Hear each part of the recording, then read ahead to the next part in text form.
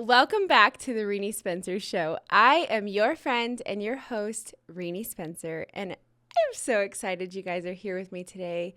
Today, we're going to be talking about something that's honestly super close to my heart. So, I was inspired to do this episode by last week's episode with my dear friend, Stephen Hatch. I had kind of touched a little bit on how I grew up with my education and how that led me to feeling like I would never accomplish anything more than a fourth grade reading level, and how one moment in life truly shaped how I would see myself for the rest of my life. I have learned over the years, and maybe this is a trauma response, but not to talk about the things that I'm super insecure about. And partially is because I found that the people who don't care about you and the people who don't love you and who know these things about you turn around and use them against you. So I just kind of learned this defense mechanism of never really opening up about I could talk about the abuse and things that I've healed from, but things like my education and how that time in my life, looking back on that, it still shakes me up so much. I have close friends that I've never told this to, right? I've never talked about the things I talked about in the last episode. Very few people, or the people who knew me back in the day, are the ones that know that I really struggled in school, and I had my education and my high school years just stolen from me, right? My current friends, and even though we're so close, this isn't something I talk about. So when they heard this, I got this text message from a dear friend of mine, and it was after she had listened to my last week's episode. And after I read this message to you, I'm going to show you a video because I recorded my genuine response, and I was going to post it, but then I was like, you know what? This is what my next episode is about. So here's what she said. By the way, I just finished your podcast. It was really good. I don't know if you've ever told me all the details about your childhood and school and learning, etc.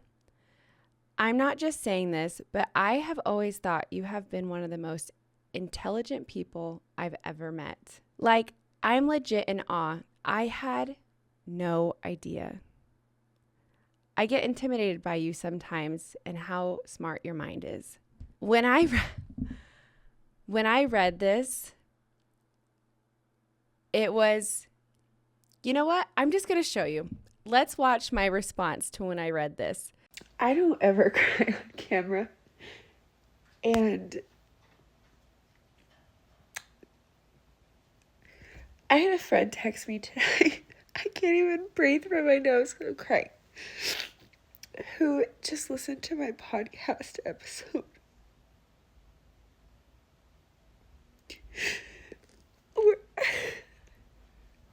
She said, I don't think you've ever told me, or if we've ever talked about your childhood with your education, but I had no idea. And I've always thought you were one of the most intelligent people I've ever met. And if you listen to my latest episode, I talk a little bit about my childhood and education and how I graduated with a fourth grade.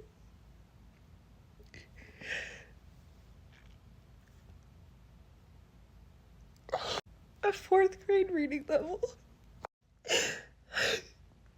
And it has been something I've carried with me my whole life. I have spent years feeling so stupid and thinking I couldn't do anything because I could hardly read and could hardly comprehend. And my vocabulary was nothing.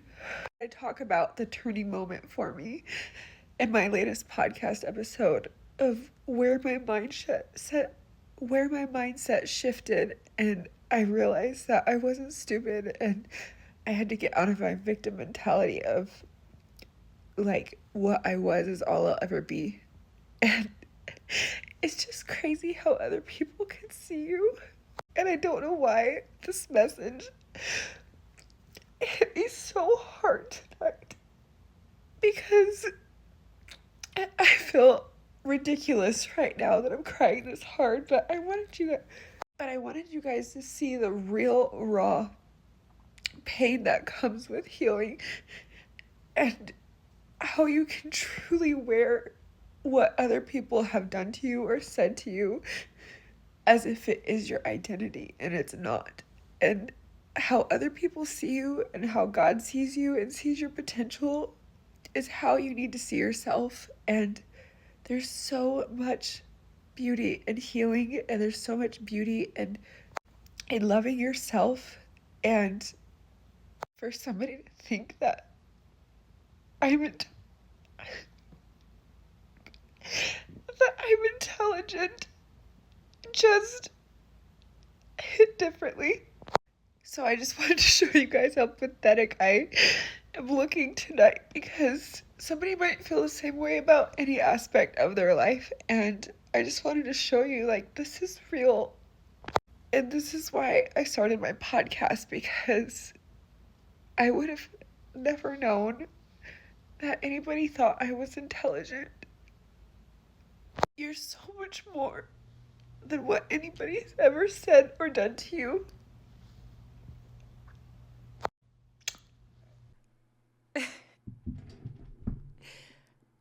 Watching that video makes me cry all over again.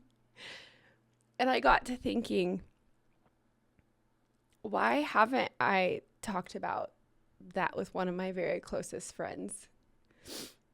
And I realized how much I still have this wall up protecting me from the betrayal of past people. And I realized this is why your circle is so important.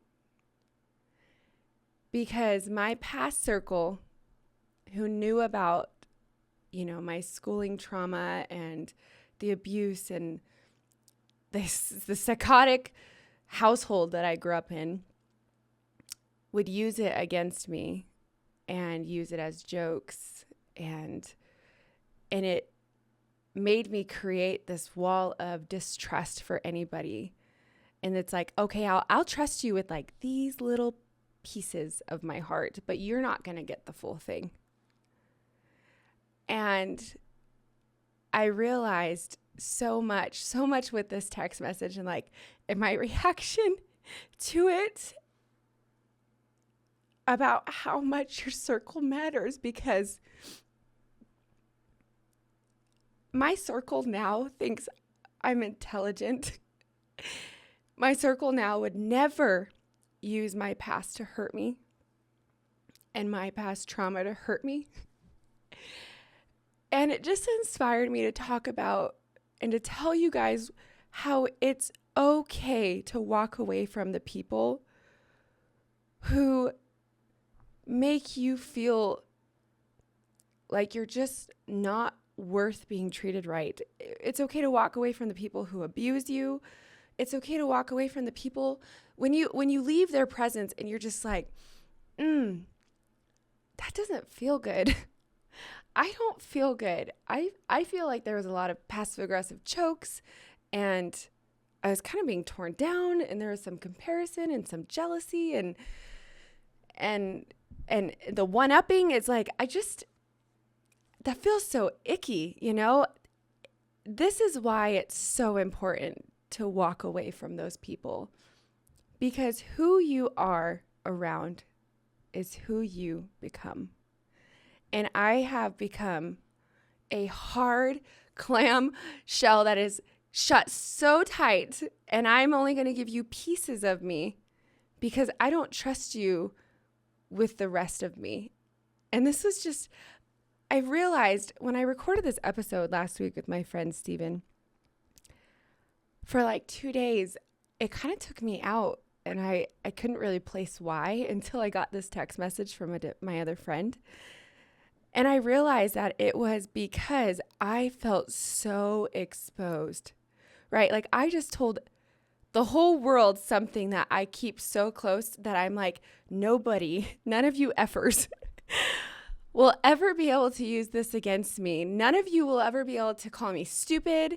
None of you guys will ever tell me that, like, I can't reach this potential because of my education or because I'm not college educated, that, like, I'm less than. And I just realized why it took me out is I opened up the clamshell, and not a lot, but just enough for me to feel overly embarrassed and a little bit of shame, honestly. And then when I got this text message, I'm like, this is why your circle matters. Because one of the people closest to me in my circle saw my story and didn't get inspired to like mock me or make fun of me or to have their family use it against me. Like I've dated people where their family made jokes about it. No, she immediately wrote me and told me, like, I can't, like, if I didn't know you, I would think you were lying. Because there's no way the Rini I know graduated high school with a 4th grade education level. So I want you to think about this. Have you ever realized how much the people around you truly can shape your self-worth? And what if the only thing standing between you and your full potential wasn't your skill set, wasn't your education level or your intelligence, or even how hard you work? But what if it was the people that you have allowed in your life and that you surround yourself with on a daily basis? For so long, I truly believed that I was worth nothing. And it wasn't because of a lack of effort, but it was because someone that I trusted, someone that was supposed to protect me, someone that I was supposed to be able to turn to for the rest of my life, told me that I wasn't smart enough, told people that I had a learning disability when I didn't. And that really shaped me for a long time. And it's one of the areas of my childhood that sometimes I feel like I can't shake. And I come across these moments like when I passed the test for real estate, when there was like an 88% failure rate, that I was just like, her words aren't truth. And my thoughts aren't truth. And it made me realize, because by this point, I had already cut her off. It had already been like 3 or 4 years since I had contact with her. And it made me realize, like, you truly cannot heal in the environment and grow in the environment that keeps breaking you down over and over and over. Because that moment of that moment when I was driving home, it was a 45-minute drive home when I passed my test. And that moment, that 45 minutes would have been stolen from me. Had she had been the first call that I had wanted to make, because you want their love, you want their approval, you want you want them to see you. You want them to see your success. You're like, look what all the things that I've done. And you know what? It would have been immediately torn down. It would have been compared to her life, her stories, her trauma, her lack of education, whatever. It would have been stolen from me. And this conversation, this is more than just about me.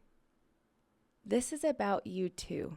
If you've ever felt like those voices from your past are controlling your present, or if you keep questioning that the people in your life are helping you grow or keeping you stuck, then this one's for you. Because the truth is, you cannot fully love yourself. You cannot believe in yourself or step into who you're meant to be if you are constantly surrounding yourself with people who make you feel small, okay? You just cannot. And honestly, don't you know that growth requires you to let go of the wrong people? And it's probably one of the most trying and heartbreaking parts about healing is you truly will outgrow some of the people around you. And how the heck are you supposed to enter your next freaking level if you are constantly surrounding yourself with people who are reinforcing limiting beliefs? You just can't.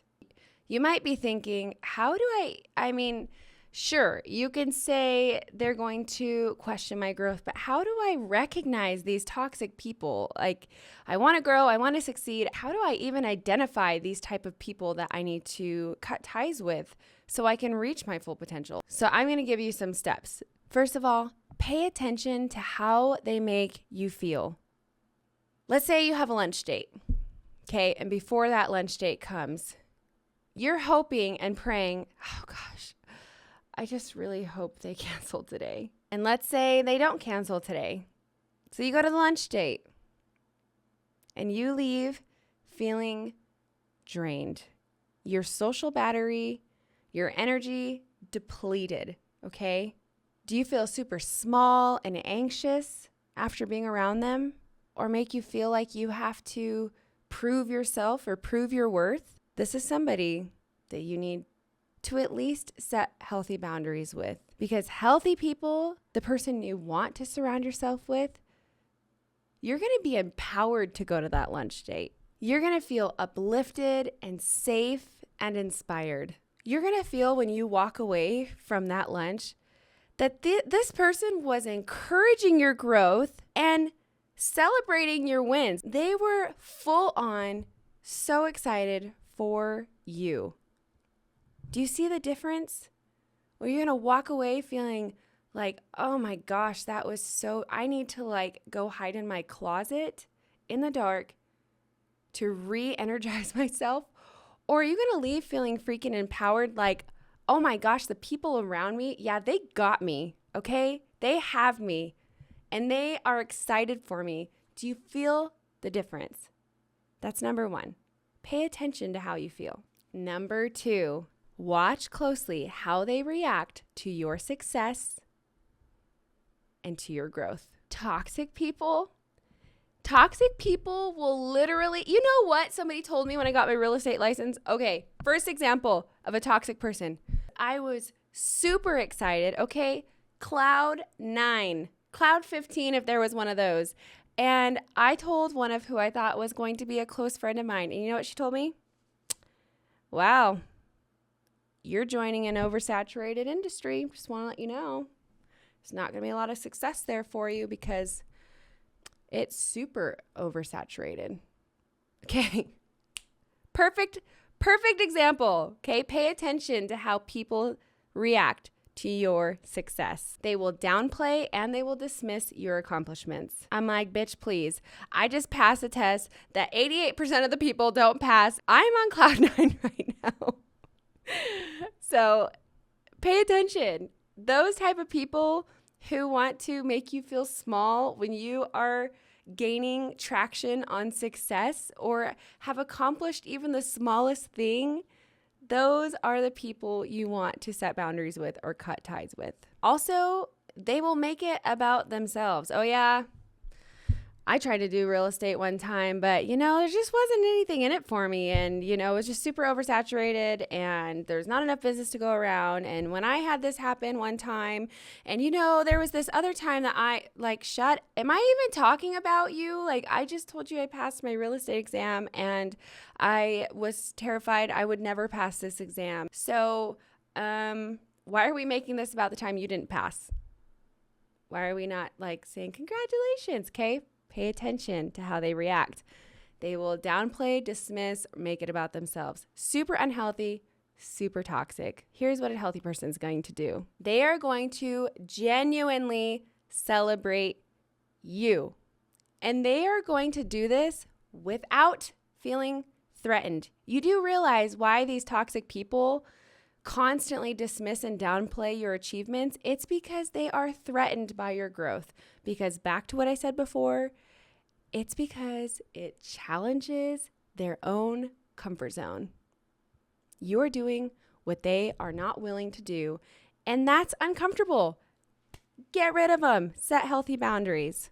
A third way that you can really identify somebody who is an unhealthy person in your life is watch how they handle conflict. Pay attention. How do they have conflict resolution? How do they handle when they're stressed and frustrated with a friend? We all get frustrated with our own friends, okay? This took me years to learn.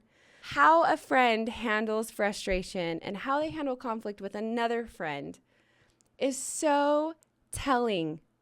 And I really had to learn this one because not everybody who's frustrated with you is a toxic person, and you don't have to cut them off. So that's not where I'm going with this, but that is how I've lived my life for the last, 32 years. I'm 33 now, so we've had a year to make up for it. However, not every person that is frustrated with you and have conflict with you do you need to cut off. But pay attention to how conflict is handled, okay? Do they gaslight you? Do they manipulate you? Do they gossip about you? Do they gossip about other friends? Do they laugh about gaslighting people? Do they come to you with drama and chaos without healthy conflict resolution? I mean, it's one thing to need a friend to go to for advice. It's another to drag in drama and negativity and honestly, toxic behavior. These are people you don't want to have in your life. Do they take responsibility for their actions? Do they take accountability for when they've done something wrong? Because what you want in friendship or any type of relationship around you is healthy communication, and communicate openly so you're not constantly left wondering or constantly feeling like you're being gaslit or manipulated. It's so important to make sure that the people in your life apologize when they've done something wrong. Take accountability. Make sure you're that person too, okay? None of this is just for other people. All of this also applies to ourselves.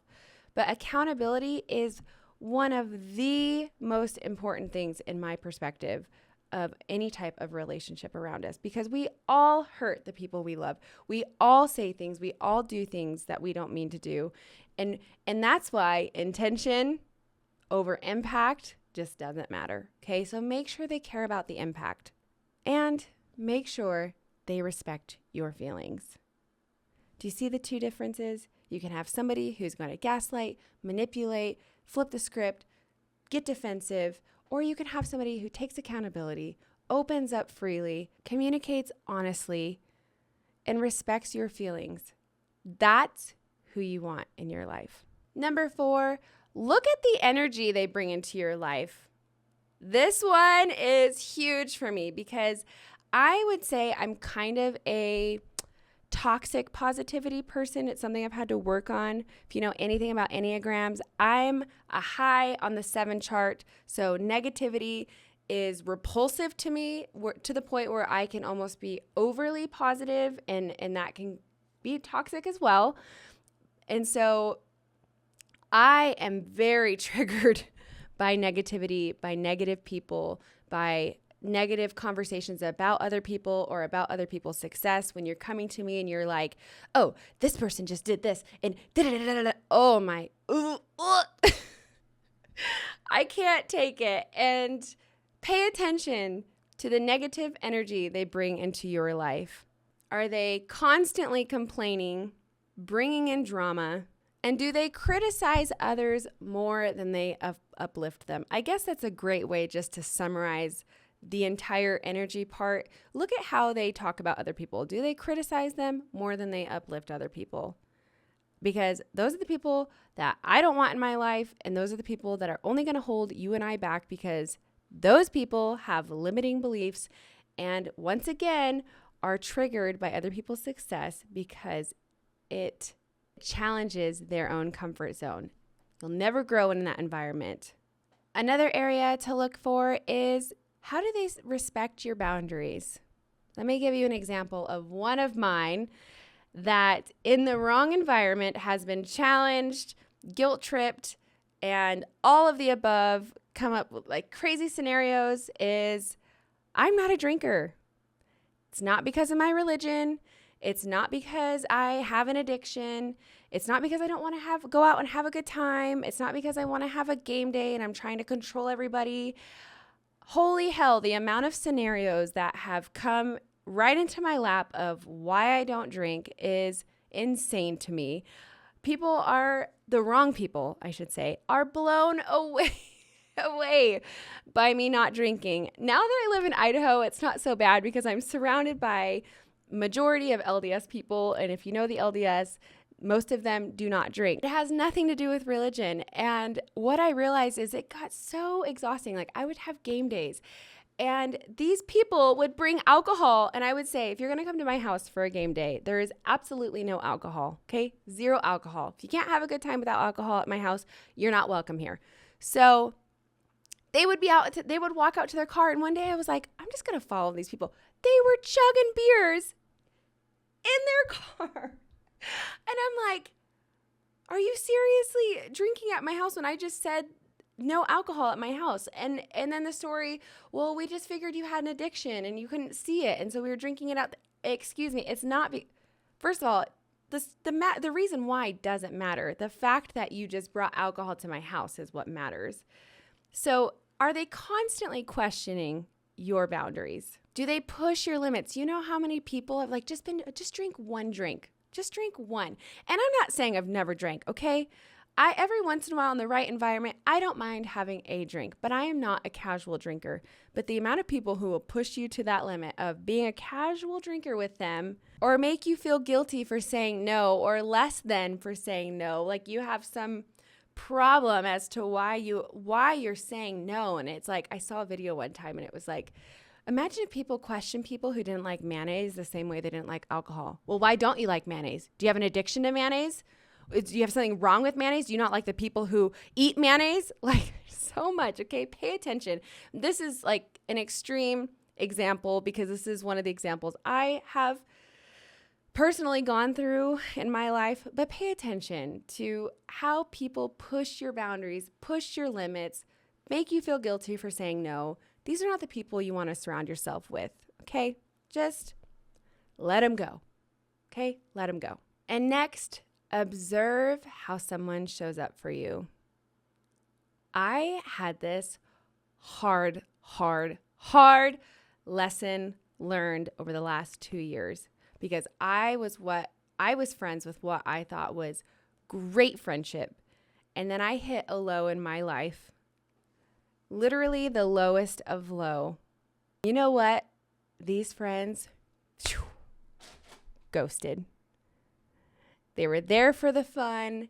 They were there for the adventure. They were there for the travel. They were there for the fun tea. They weren't there when I actually needed them. When I needed support, they disappeared. And as hurtful as that was, it showed me they weren't meant to be in my circle, and that's okay because you know what? My circle now that I'm on the other side of all of this grief of the last 3 years, it is the strongest circle, and I wouldn't trade any one of these people in my life for any of the people who left. So it is a blessing that they walked away, but pay attention to the people around you when you need support, when you need love, when you need comfort, when you need someone just to show up at your freaking door with a bag of chips and some coffee, and they're just like, you know what? We're just going to sit here and grieve together. That's what you need, okay? Those are the people. Those are your people. The ones who disappear, as good old Mel Robbins would say, let them. Let them disappear. Let them not be there for you. Them leaving is only making room for the people who are meant to be in your lives. It's a blessing. It was painful, but I'm so thankful. Pay attention to who's there when you need support. And lastly, ask yourself, do I like who I become when I'm around them? And this is not to say that they're accountable for your behavior because they're not, okay? You are 100% accountable for what you say, what you do, how you treat people, and how you show up. But aside from that, who you are around will impact how you feel about yourself, how you show up. So pay attention. Do you like who you are when you're around them? Do you feel like these people bring out your bad habits, your insecurities, or a version of you that you really don't like that you're trying to outgrow? Or do they make you feel like the best version of yourself? And do they challenge you in a way that actually helps you grow? Because good friends aren't just going to sit around and be like, oh yeah, you're having some toxic behavior and it's going great and I just love it. And I'm just going to sit back and watch some popcorn and encourage you to do all the wrong things. No, there's a time and a place for a hard conversation, and a true friend is going to show up and say, listen, this is where you need to level up. This is not right. And I'm telling you this because I love you. Okay, do your friends challenge you to grow? Ask yourself that. And I bet without even having to think about it, you've already answered my question. And with all of this, it is time for you to set boundaries with the people in your life who are holding you back. And if you aren't ready to just cut the tie, because not every relationship needs a complete snip, then it's time for you to learn how to healthily distance yourself. Who you are around is who you will become. So surround yourself with the best. Surround yourself with people who are already where you want to be. That's who you're going to become. If you're constantly fighting people who have limited beliefs, how are you ever going to succeed to be with the ones who are already where you want to go? You're looking at this person, you're like, how did they get there? I want to go be friends with them. Ask them, how did you get there? I want this. Surround yourself with people who are already at where you want to be. Okay? That's how you're going to succeed. Set boundaries with the ones who keep holding you back. Set boundaries with the ones who mock your childhood trauma and who use it against you. Because if I had never set boundaries with those people, if I had never cut the ties, do you think I would be friends with the one who texts me saying, I cannot believe it. I actually think you're lying because you're the most intelligent person I've ever met? Nope. I would never have made space for a friend like that if I didn't distance myself from the people who are holding me back. And that doesn't mean that you don't have a love for them. That doesn't mean that you don't want the best for them. It's because you love yourself enough to know that who you surround yourself with is who you become. And it's okay to let people be whoever they're going to be. And I know cutting off the toxic people in your life, it's not easy. Some of them we love so much. And it feels like a whole part of us is going to be missing by letting them go and distancing ourselves and setting boundaries. I understand how hard that is. So I'm not saying like, snip, snip, cut them off. It's going to be easy.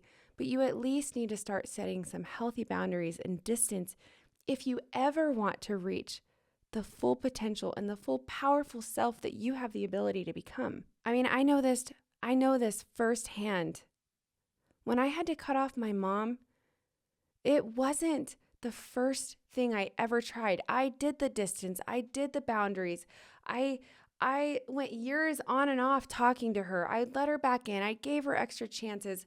I exhausted myself trying to allow space for what she could bring into my life. But I finally realized I have to cut ties with this person, or else I will never believe I'm enough. And that allowed room for the people in my life who see my worth. Don't you want people in your life to see your worth and to text you and say that they think you are one of the most intelligent people they've ever met? Like, her text still makes me cry because I have been shamed for distancing myself from my mom, who told people I had special needs. And look at me now. I have these friends and who believe in me and support me and uplift me and who are shocked that at any point in life that's ever what I thought about myself. These people remind me of who I truly am.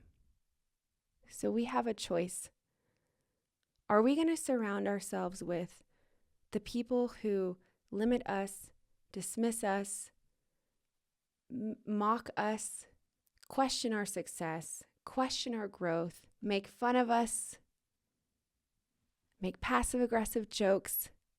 Or are we going to surround ourselves with people who challenge our poor behavior, who encourage our growth, and remind us who we are and who we can become? Those are the people that I want to go to lunch with. I don't want to go to lunch with somebody who freaking drains me when I leave, and I'm like, why the heck did I do that? It was a waste of my 2 hours of time. Like, I need to seriously go have a mocktail because I don't drink. Like, these are not the people that I want to spend my time with. So love yourself enough to know that it's okay. It's okay to create distance. It's okay to start with boundaries. And if those boundaries eventually lead to you cutting this person off, just know that you are making space for the right people. So to conclude this episode today, I want you to ask yourself these questions. Do the people around me inspire me? Or do they make me shrink myself? Do I feel like I'm overwhelmed with self-doubt? Do I leave their presence feeling small and anxious? And do they actually truly try to support me? Or is it always about them? These answers are going to be so incredibly uncomfortable for you to answer. I know. It's hard. It's hard to recognize and acknowledge that maybe your circle isn't the right circle. But these answers, you're going to come out on the other side better. And the most important thing I could say in this episode is make sure you are who you want to surround yourself with. Accountability is everything. And when you're analyzing these toxic behaviors, the number one thing you could do is analyze yourself. Are you showing up in any of these toxic patterns for other people in their life? Are you the one someone needs distance from? It could be. And I know for me, it was. So not only does true growth require you to separate yourself from toxic people, but it 100% requires you to level the hell up. Okay?